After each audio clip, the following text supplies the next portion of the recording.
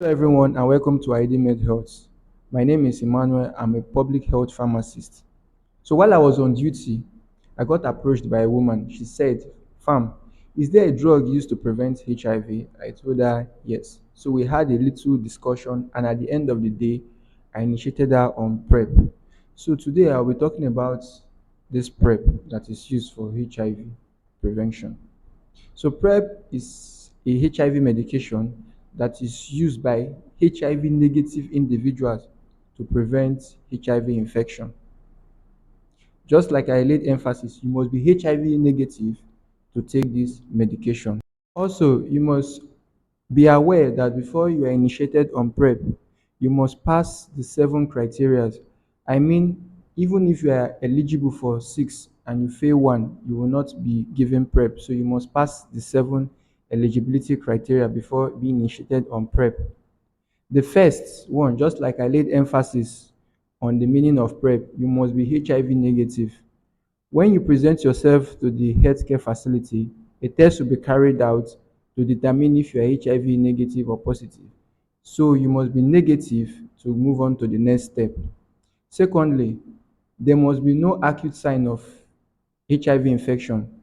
The healthcare practitioner will look for symptoms such as headache, fever, sore throat in order to rule out any sign of HIV infection. Thirdly, you must have no contraindications to HIV medications. That is, you should have no allergies to any of the HIV medications. Fourthly, there must be no known exposure in the last 72 hours. When you present yourself to the healthcare facility, the healthcare practitioner will ask if you've had any exposure in the last 72 hours, such as sexual intercourse, needle prick, blood transfusion. If your answer is yes, you'll be initiated on PEP, which is post exposure prophylaxis. That's a topic for another day.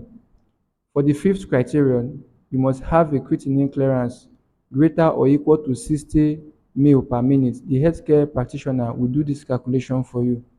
For the sixth eligibility criterion, you must be willing to take PrEP. That is, this criterion we tell the healthcare provider that you will adhere to the medication. For the last eligibility criterion, you must be at substantial risk of HIV infection.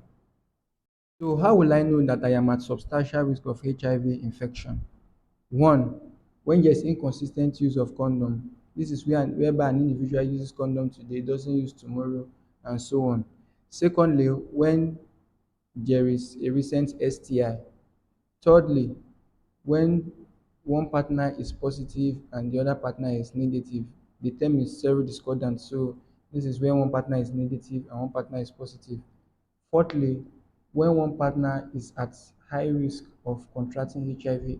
In this scenario, both partners are negative, but when one partner is at high risk of contracting HIV due to lifestyle, the other partner is at risk of contracting HIV. The questions that will be coming into your mind right now is how much is PrEP? Where can I get it? The good news is PrEP is free. You don't have to pay any money for it, and it's also available at primary healthcare centers, general hospitals, teaching hospitals, even the private hospitals. The USAID under PEFA in collaboration with the non-governmental organization in Nigeria have made this drug free and available in the epidemic control of HIV. So if you need it, you can go to any private or government institution around you and get screened before you are initiated on PrEP. Thank you. Feel free to share this video with your loved ones, your friends. This might save a soul. And if you have any question or you have questions to ask, please comment on the chat box and I'll be there to reply you. For now, it's goodbye from my email. Stay tuned.